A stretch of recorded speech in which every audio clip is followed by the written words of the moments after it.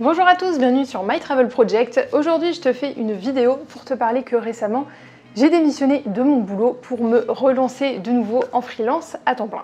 Donc pour te donner un peu de contexte, je me suis lancée en freelance en novembre 2017, donc ça va faire quand même déjà 3 ans, sauf qu'à l'époque en fait j'avais décidé de me lancer en freelance pour me faire un complément de salaire, pas du tout pour en faire mon activité principale à la base. Finalement cette activité de freelance est devenue mon activité principale pendant 1 an et demi, jusqu'à ce que je revienne au Canada donc en février 2019 et que je décide de reprendre un emploi de bureau entre guillemets pour plein de raisons différentes que que tu dois déjà savoir si tu suis ma chaîne depuis un bout de temps. Vu que c'est quand même une grosse partie de ma vie qui change, finalement j'ai décidé d'en faire une série de vidéos, donc de faire une série sur ma vie de freelance pour te partager un peu mon parcours et mes ressentis par rapport à cette nouvelle activité de freelance.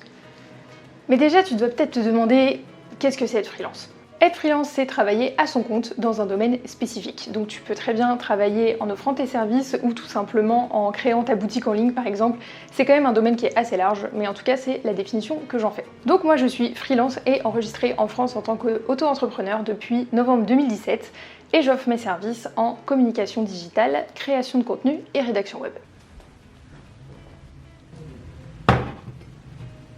Et la question qui vient souvent juste après, c'est quel est ton parcours? En fait, qu'est-ce que tu as fait pour être freelance? Et honnêtement, j'ai rien fait dans le sens où j'ai pas fait des études pour devenir freelance.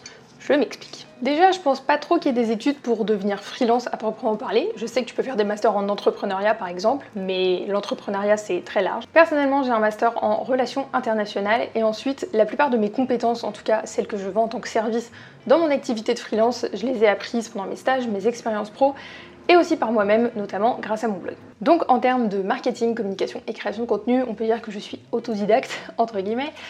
Mais à côté de ça, j'ai quand même essayé de passer certaines certifications, histoire de pouvoir les présenter si un jour on me le demande et pouvoir avoir une certaine crédibilité, en fait, vu que j'ai pas fait des études spécifiquement dans ce domaine. Mais donc c'est seulement à partir de 2017 que je me suis enregistrée en tant qu'auto-entrepreneur pour pouvoir commencer à monétiser ces compétences en tant que service. Et c'est là que je me suis rendu compte ce que ça voulait dire être freelance et que c'était pas juste être son propre patron, mais aussi se charger de la prospection client par soi-même, de se charger bien sûr de toute sa visibilité, mais aussi de la comptabilité et de la facturation client entre autres. Comme tu vois, finalement il y a quand même pas mal de choses qui rentrent en compte dans le fait d'être freelance, mais je pense que j'en ferai une autre vidéo dédiée pour que celle-ci soit pas trop longue.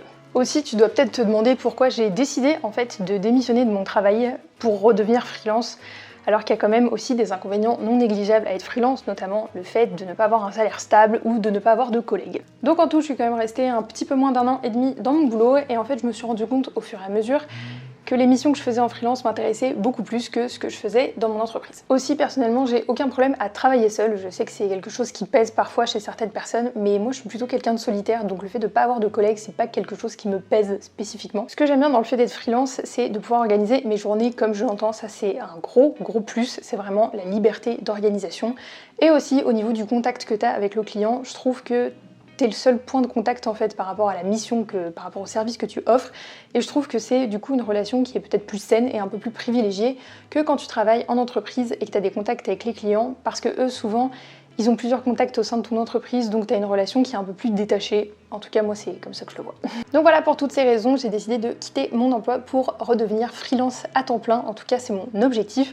Et d'ailleurs, je vais te parler de mes 3 objectifs juste maintenant. Forcément, vu que je me relance là-dedans et que j'ai envie que cette activité de freelance devienne mon activité principale, j'ai forcément des objectifs et je vais en partager 3 avec toi aujourd'hui. Mon premier objectif, ça serait de développer ma visibilité en ligne. Donc ce que je veux dire par là, c'est pas développer ma visibilité sur le blog et sur YouTube, même si forcément c'est un objectif que j'ai, mais personnellement. Mais là, ça serait plus de développer ma visibilité et mon profil en tant que freelance pour évidemment pouvoir prospecter des clients, décrocher des contrats et juste que mes services en tant que freelance se fassent connaître. Également, je pense que la visibilité que j'ai grâce à YouTube et à mon blog va pas nécessairement m'aider à trouver des clients, dans le sens où c'est pas du tout le même message. C'est pour ça que je voudrais vraiment développer la visibilité de mes services et de mon profil en tant que freelance, parce que je pense que ça pourrait m'aider à forcément développer ma base client finalement. Mon deuxième objectif, ça serait bien sûr d'atteindre un certain chiffre d'affaires dans 1 an, donc c'est-à-dire à la fin du mois de septembre 2021. Donc voilà, il faudra encore que je travaille un peu sur le chiffre d'affaires en fait que je voudrais atteindre dans 1 an. Faut un peu que je travaille là-dessus, histoire que ça soit quelque chose de réalisable et en même temps qui soit motivant, mais en tout cas c'est un de mes objectifs, c'est de me fixer un objectif de chiffre d'affaires et de l'atteindre. Et enfin mon troisième objectif avec cette activité de freelance, ça serait de diversifier mes sources de revenus.